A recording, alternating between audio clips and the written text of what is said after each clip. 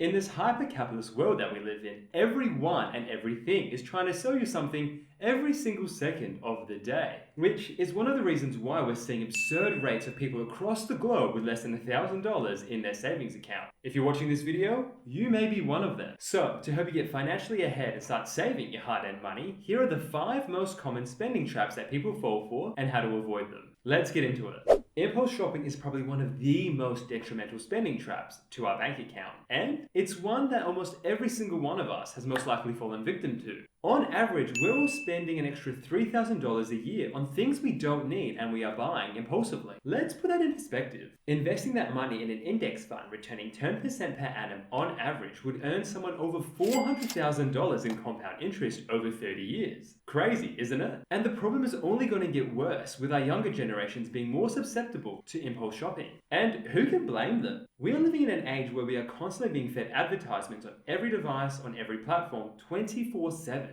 So, here are 3 tips to protect yourself from falling from impulse shopping. The first, the 24-hour rule. Anytime you get the urge to buy something online, add it to your cart, but do not check out. Force yourself to wait a whole day before you revisit your cart. More often than not, the act of waiting to buy something will probably get rid of whatever urge you had to buy it in the first place. And you can take it a step further and really use the 24 hours to really think about how badly you want to buy that item. You can do this in person too. Just ask the shop assistant to pop the items on hold for a day or two. And if you really want them, you'll come back for them. Second tip is the list. Anytime you want something, write it down on a list. I've got one at all times on my notes app on my iPhone. Then, try your hardest to wait for a sale before you buy whatever's on your list. Seeing what you want written down really lets you second guess yourself as to whether you really want the item in the first place. And being able to refer to the list over time will help you narrow down the items you actually want versus those you thought you wanted. And for me, by the time a sale does come around for something on my list, I've waited so long that I've learned to live without it. So usually, I don't even want the item anymore. This is super useful for avoiding all the trendy TikTok items that literally go in and out of fashion within a week. And finally, it's easier said than done and requires a lot of practice, but think before you spend. Over time, try and get to the habit of slowing down and taking the time to think about every purchase that you make. Whether it's before clicking checkout on your online cart or walking over to the cashier, really take a few moments to think about when and how often you'll use the item you're wanting to buy and how much value it'll bring into your life.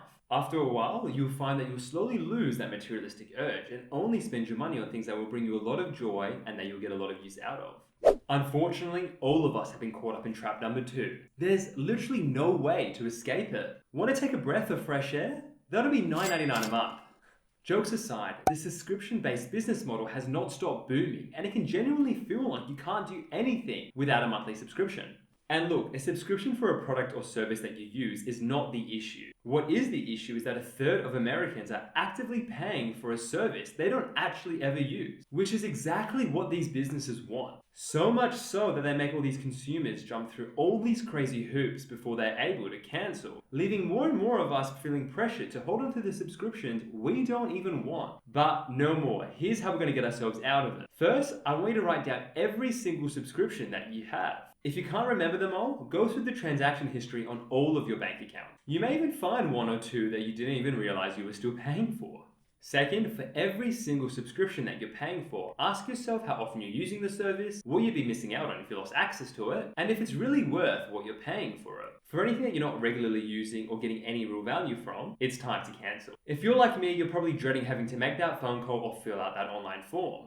But you just have to block out some time in your week and get it done. Your wallet will thank you. And what I find helps the most is the comfort in knowing that you can always resubscribe to whatever you've just cancelled. I often resubscribe to services like Netflix whenever there's a show out that I really want to watch. And when I run out of shows that pique my interest, I cancel until the next big thing comes along, saving me precious money along the way. Although I'm painfully single, I'm a man who loves love. But relationships and dating can be one of the biggest spending traps if you're not careful. Whether it's to stop yourself from spending absurd amounts of money to find love, or preventing financial pressures in a relationship, which can often lead to breakups, healthy money habits in a relationship are essential. So whether you're on the prowl or already in a relationship, try and follow these 3 tips. First, keep an eye out for what should be the biggest red flag in dating: someone with a bad relationship with money. I know it's exciting dating someone who spends every last cent, especially if it's to wine and dine you. But if you have financial goals and dreams, they just might not be the person for you. You don't want to set yourself back financially trying to match the spending habits of someone who doesn't save a dollar. Second, you have to talk about money and your financial needs as soon as possible in a relationship. Building a successful relationship is so much easier when you're both aligned on what financial goals you'd like to achieve, like saving up to buy your first home. You don't want to end up 5 years down the line resenting the other person for not wanting or saving up for the things that you wanted. And finally, find fun ways to implement good saving habits in your relationship. You can make it a challenge to see who can save the most amount of money within a certain time frame, like a month. Or you can work together to save up for something, like a holiday, and reward yourselves with a cute date night out once you've reached your savings goal. Working together to find the things you want to save up for and how to cut back your spending in order to get there is a lot more fun than doing it on your own. Unfortunately, we have no one else other than ourselves to blame for trap number 4, lifestyle creep. It's when you get that promotion at work and then all of a sudden you're going out for nicer dinners, you're buying better clothes, and you're catching Ubers instead of catching a bus. And then the next thing you know, you're Jeff Bezos level rich, buying super yachts that cost $500 million. Don't get me wrong, experiencing lifestyle creep is a good problem to have, but it's a problem nonetheless if you're living paycheck to paycheck no matter how much your salary grows. And it's why 20% of households in America earning over $150,000 are living exactly this way. Luckily, the solution is simple, it just requires a lot of discipline. You have to plan ahead. If you know you've got more money coming your way, whether it's a wage increase, an inheritance, or a cash bonus, you have to make sure that money is going to the right places. And to do that, here's 3 steps that I follow. The first is figuring out exactly how much extra cash is going to be hitting my bank account. If I know I'm getting a pay rise, I'll use an online income calculator to figure out exactly how much will hit my account after I account for taxes and debt repayments. I'll then compare it to what's currently hitting my bank account and figure out the difference. Next is figure out if that extra cash has to go anywhere. Sadly, in this economy, most of that extra cash will probably be used up to meet the rising cost of just about every essential good. And that can't be helped. But finally, with whatever is left over, I put in a savings account and I keep track of exactly how much extra money I'm saving. The most important part for me is not to use any of the cash in the short term for anything fun. This is to stop me from getting a taste of the good life and getting hooked. After a couple of months of aggressively saving that extra money, I'll look at how much I've saved and figure out what I want to do with it. For me, I'll invest some, I'll save some, but I might also treat myself to something that I've been wanting. While saving is important to me, so is balance and rewarding myself occasionally. Just not enough to live a life that's beyond my means. The final trap is the simplest. It's spending money that you don't have on things you don't even want. Whether it's credit card or any of the buy now, pay later services, it is so easy to access debt to fuel our bad spending habits. Now, there are times where credit cards can be a useful financial tool for those in control of their money. They provide quick access to cash and can be used to rack up reward points to pay for things like vacations. But for a lot of people, it can lead to a never-ending cycle of debt and excessive interest payments.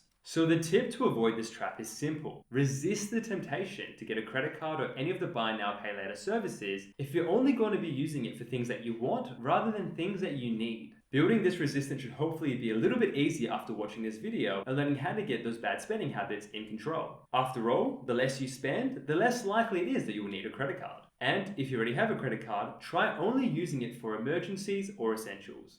And there you have it. I hope watching this video has helped you become more resistant to falling for spending traps, especially for all the ones we can't escape from. Please let me know in the comments if there's anything I missed or your tips that have helped you manage your spending. Please accept my thanks for watching, and if you like more, it'd mean the world if you subscribe to my channel. Thank you.